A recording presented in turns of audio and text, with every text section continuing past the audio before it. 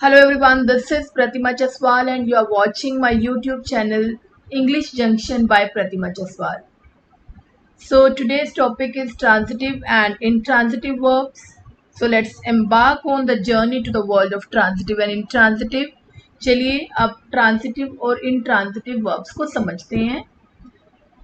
Any action, कोई भी ऐसी चीज that comes to our mind और जिसमें action involved है. Action is the main, that is verb. Play, sing, dance, sit, write, anything.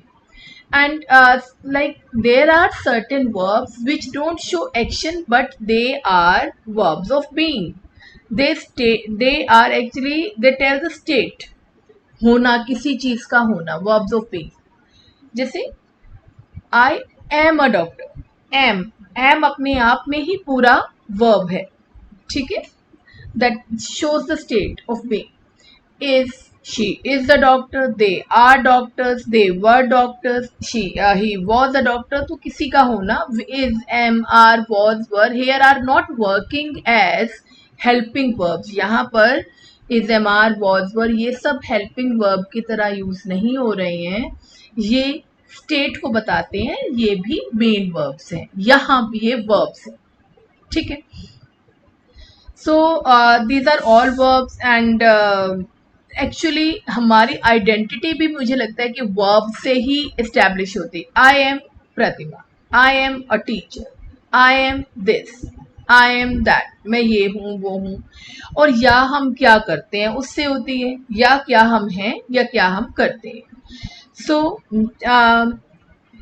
अगर हम बात करें कि वर्ब होता क्या है, वर्ब हमें क्या क्या बताता है. A verb tells us what a person or a thing does. क्या काम करता है कोई इंसान. Action, जैसे Rohina cries.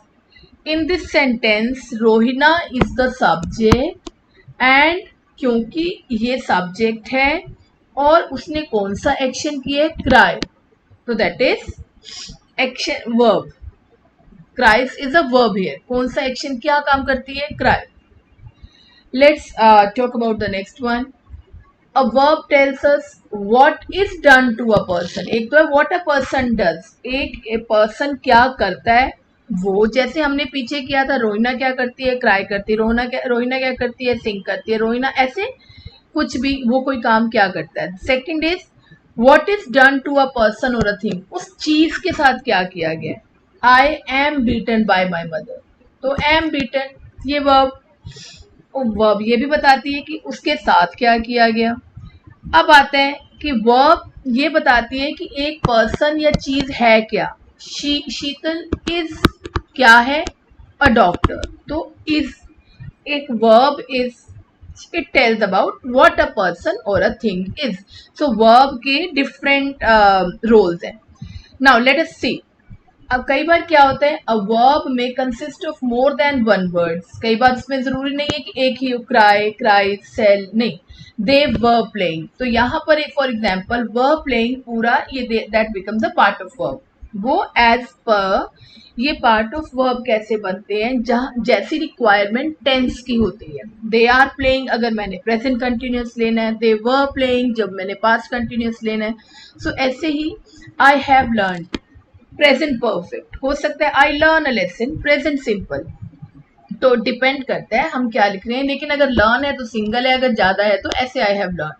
She has been punished, she has been punished, again ये भी वर्ब का ही पार्ट आता है, ठीक है. नाउ वी हैव, अब हम बात करते हैं ट्रांजिटिव और ट्रांजिटिव इंट्रांजिटिव. वर्ब्स करने से पहले हमें पता होना चाहिए था कि वर्ब्स क्या होती हैं. That we have already done. Verbs क्या करती हैं, वर्ब्स के साथ क्या होता है और वर्ब्स क्या बताती हैं. वर्ब नाउ ट्रांजिटिव वर्ब्स कौन सी होती हैं, इंट्रांजिटिव वर्ब्स कौन सी होती हैं. अब इस सेंटेंस को देखो, रोहित एट द एप्पल.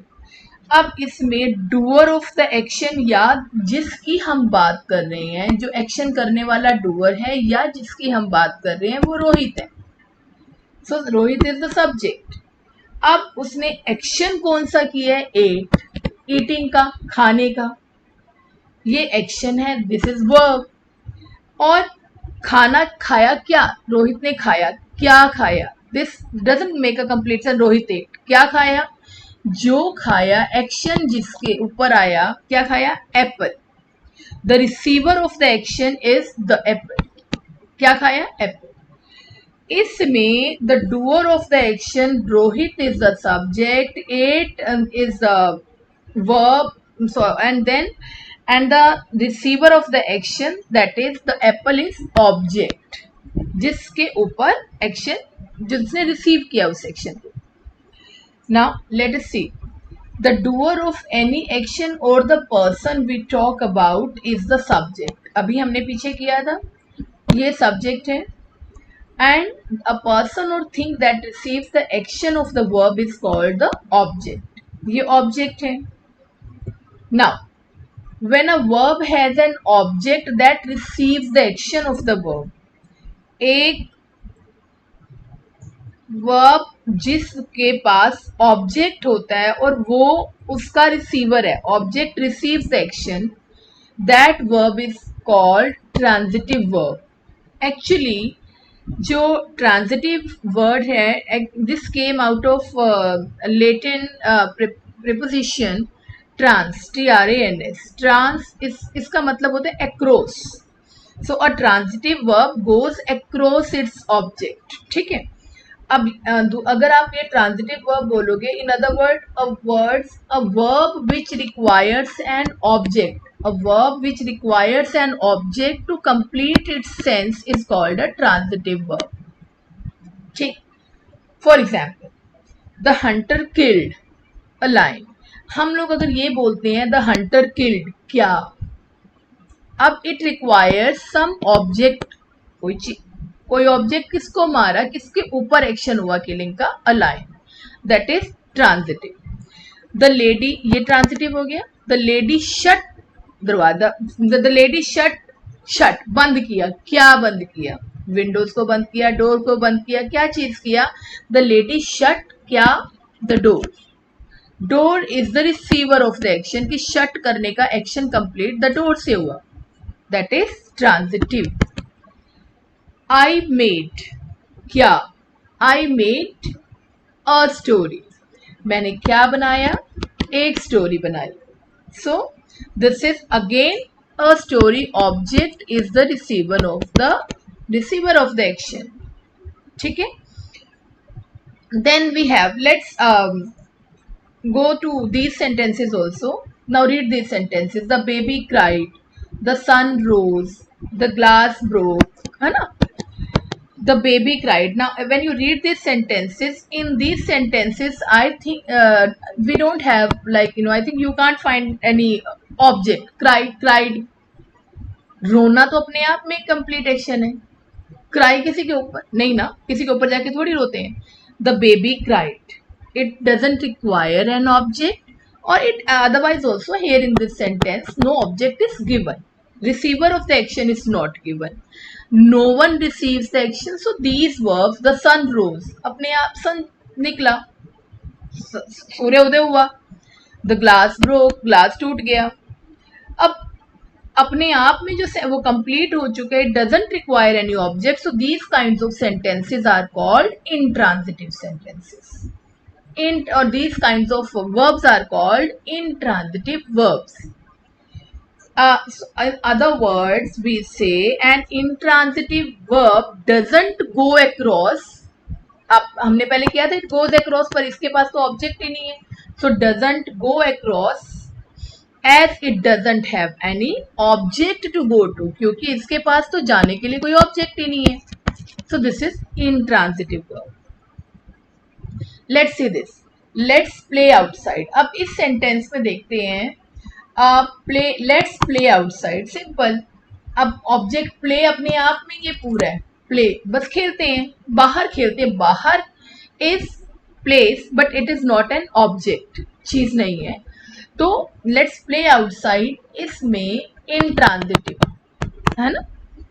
अब लेट्स प्ले सॉकर आउटसाइड, इसमें अगर आप ये सेंटेंस देखो, लेट्स प्ले सॉकर आउटसाइड, क्या खेलते हैं, soccer, this is a verb and receive, क्या खेलते हैं, सॉकर।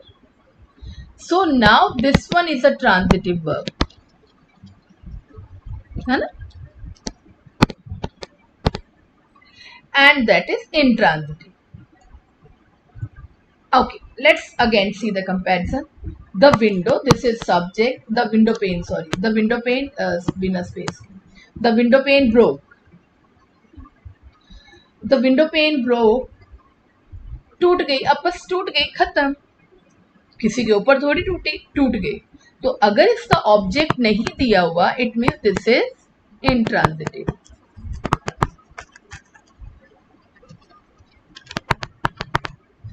अगर द चिल्ड्रन सब्जेक्ट, उन्होंने क्या किया, ब्रोक, ये हमारा वर्ब है, ब्रोक क्या तोड़ा, the glass. The children broke the glass, उन्होंने क्या तोड़ा, ग्लास को. यहां पर ये action goes across, so this is transitive. इनके पास ऑब्जेक्ट है. Let's see the next. We stopped the car. We subject, stopped verb, किसको, द कार, ऑब्जेक्ट. स्टॉप किया, किसको किया, कार को किया. सो दिस इज ट्रांजिटिव, क्योंकि इसका it goes across to the object, so it is you say transitive. Fine. And the car stopped, bus car रुक गई. जैसे सब्जेक्ट स्टॉप अपने आप में कंप्लीट एक्शन है, it doesn't require.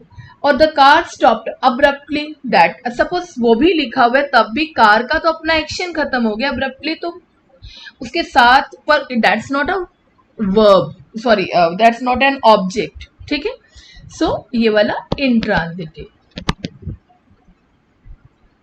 Next is now there's nothing else, so these are the questions. You try doing this exercise yourself and see whether they are transitive verbs or intransitive verbs. Write your answers, stop this video, and later after you are over with the answers, you check the answers I have given here. This is the answer key, you can tell your answers.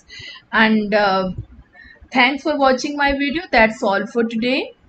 And if you like my video, kindly share and subscribe, and for more video updates, press the bell icon, and keep giving me your feedback. I really thank all of you for sharing your concerns and sharing your feedbacks, and kindly write to me in case you want something that you feel difficult, so that I can make a video upon.